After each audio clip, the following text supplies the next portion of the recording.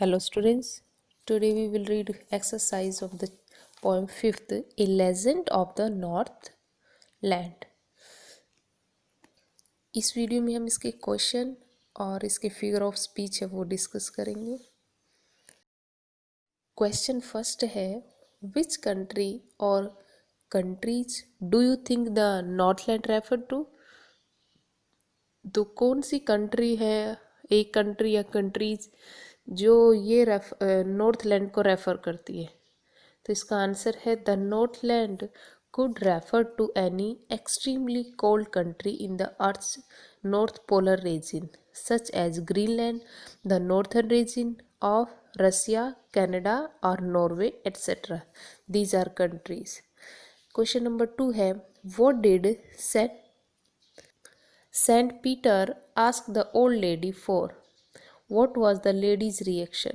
आप लोगों ने पढ़ा था कि सेंट पीटर एक लेडी से केक मांगते हैं, तो जब सेंट पीटर ने ओल्ड लेडी से पूछा तो उसका क्या रिएक्शन था? तो आंसर है Saint Peter asked the old lady for one of her baked cake to satisfy his hunger. वो बहुत भूखा था, अपनी भूख को शांत करने के लिए उसने उससे केक मांगा। The lady try to bake a small cake for the saint, और लेडी को सोच रही थी कि ये केक बड़ा है, वो ग्रेडी थी, इसलिए उसने नया केक बनाना शुरू किया क्योंकि वो केक उसको नहीं देना चाहती थी। क्वेश्चन नंबर 3 है, how did the saint punish the old lady? तो कैसे पनिश किया था सेंट ने? Saint Peter punish the old lady by transforming her into a woodpecker that build as birds do and gathers scientific food for boring in the hard dry wood all day long, कि वो would picker बन जाएगी और पूरा दिन है वो जंगल में खाने के लिए एज ए बर्ड घूमती रहेगी। फोर्थ क्वेश्चन है, how does the woodpecker get her food? Answer है the woodpecker gets her food by boring holes into trees. वो ट्री के अंदर अपने जो चोंच अपनी बीक है वो मारता है और उसमें से खाना निकालता है। तो सेंट पीटर ने उस लेडी को कहा कि तुम भी उसी की तरह ही अपना जो खाना है वो ढूंढोगी। क्वेश्चन 5th और 6th हम डिस्कस करेंगे। आपको लिखने हैं सब। Do you think that the old lady would have been too ungenerous if she had known who Saint Peter really was? What would she have done then? तो देखिए, no the old lady would not have been so ungenerous if she had known who Saint Peter really was. Instead, she would have tried to please him with her cakes for fulfillment of her greedy desire. अगर उसको पता होता है कि सच में Saint Peter ही है तो वो उसको केक देने से मना नहीं करती, उसकी डिज़ायर है उसको फुलफिल करती। उसके बाद है 6th question, is this is a true story? Which part of the poem do you feel is the most important? No, this is not a true story, it is a legend. ये एक legend है, strange है। I feel that the point in the story where the old lady change into woodpecker is the most important, कि किसी old lady को इस तरह से वुड पिकर में थोड़ी चेंज हो सकती है। This is because the punishment meted out to the lady teaches us the value of generosity and charity. तो नेक्स्ट क्वेश्चन है वो डिस्कस करते हैं।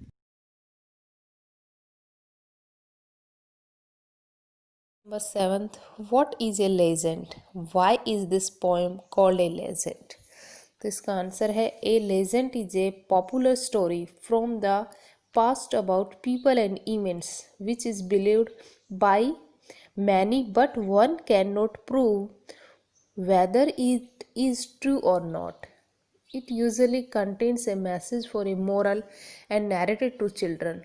The poet himself says that he doesn't believe that tale to be true. This poem is called a legend because it preaches generosity towards fellow beings. इस story में ये children के लिए एक मैसेज है और उनके लिए एक मोरल है कि हमें कभी भी ग्रेडी नहीं होना चाहिए। इसका 8 नंबर क्वेश्चन है, right the story of A legend of the north land in about 10 sentence. तो ये आपको लिखना है। आप लोगों ने पोइम पढ़ी तो 10 सेंटेंस लिख देना इसमें। जैसे कि फर्स्ट टाइम क्या होता है, one cent Peter stopped bye in old ladies cottage. पहले वो ओल्ड लेडी के कॉटेज में रुकता है, फिर उससे केक है वो मांगता है, फिर वो केक दूसरा बनाती है, फिर वो उसको ह्यूज लगता है, बड़ा लगता है, फिर वो उसको केक नहीं देती, वो ग्रेडी होती है और लालच के कारण वो उसको एक कर्ज मिलता है, श्राप मिलता है। तो इस तरह से 10 सेंटेंस है वो, उसमें आपको कंप्लीट करना है। तो आप देखिए ये पोइम का एक्सप्लेनेशन हो गया, इसके जो कॉम्प्रिहेंशन है वो हो गए और क्वेश्चन आंसर। अब इसकी जो फिगर ऑफ स्पीच है वो डिस्कस करेंगे। Choose the most appropriate figure of speech in the following lines. तो फर्स्ट देखिए, away away in the north land. तो इसमें क्या आएगा? फर्स्ट का है D answer, both A and B. Repetition और एसोनेंस। देखिए रिपीटेशन क्यों आएगा? क्योंकि अवे अवे 2 बार रिपीट हो रहा है। और एसोनेंस क्या होता है? जब वोल्स की साउंड आ रही हो। देखो यहाँ पे अगर कॉन्सोनेंट की साउंड आती तो कॉन्सोनेंस हो जाता। तो ए और ए दोनों वोल है, तो यहाँ पे रिपीटेशन और एसोनेंस बोथ ए और बी आंसर होगा। नंबर 2 है and the children look like bears cub. तो इसमें होगा डी, एलिट्रेशन और सिमिली। एलिट्रेशन कैसे होगा? क्योंकि एल एल की जो साउंड है, एलिट्रेशन कब होता है? जब कॉन्सोनेंट की साउंड आ रही हो। और सिमिली, क्योंकि सिमिली की डेफिनेशन ये है जो जहाँ पे कंपेयर किया गया हो। जैसे यहाँ पे लाइक आ रहा है, लाइक मतलब जिसकी किसके साथ कंपेयर की जा रही है? चिल्ड्रन है, वो कैसे लग रहे थे? Beards cup. तो लुक लाइक आ जाए या लाइक एज आ जाए तो वहाँ पे सिमिली होगा। तो इसका आंसर है D, alliteration and simile. Third है इन देयर फरी फरी क्लोथिस। तो इसमें थर्ड में होगा डी, रिपीटेशन, फरी फरी और कॉन्सोनेंट की साउंड आ रही है एफ और एफ। तो यहाँ पे होगा रिपीटेशन और कॉन्सोनेंट्स। फोर्थ है just as you did you know. तो इसका होगा सिमिली, क्योंकि यहाँ पे एज का यूज हो रहा है, कंपेयर की जा रही है। एज या लाइक हो तो सिमिली का यूज होता है। उसके बाद फिफ्थ है इन ट्रैवलिंग राउंड द अर्थ। तो इसमें है फिफ्थ नंबर वाले में है सी। सी है एग्जेशन। एग्जरेशन क्या होता है? अतिशयोक्ति। हिंदी में पढ़ा होगा, किसी चीज़ को बढ़ा चढ़ा के कहा गया हो कि इन ट्रैवलिंग राउंड द अर्थ। तो यहाँ पे होगा एग्जरेशन। सिक्स्थ है एंड बीइंग फेंट विद फास्टिंग।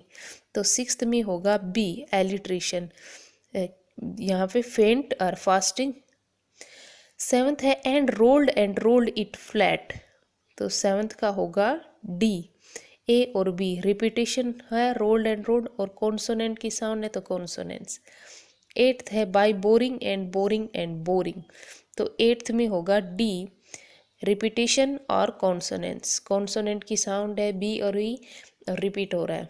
नाइन्थ है black as a coal in the flame. तो इसमें होगा नाइन्थ में बी, सिमिली, कि कैसा काला है? कंपेयर किया गया है कोयल के साथ। लास्ट है 10 नेवर स्पीकिंग ए वर्ड। तो इसका होगा सी, लिटोटीज। उस नेवर स्पीकिंग ए वर्ड, एक शब्द भी नहीं बोला। तो एक आयरनी दिखाता है, आयरनी सिचुएशन को शो करता है। तो यहाँ पे होगा लिटोटीज। तो ये हमारी पोएम है, कंप्लीट होती है। आपको सब नोटबुक में लिखना है और कंपलसरी लिखना है और लर्न करना है। Okay student, thank you.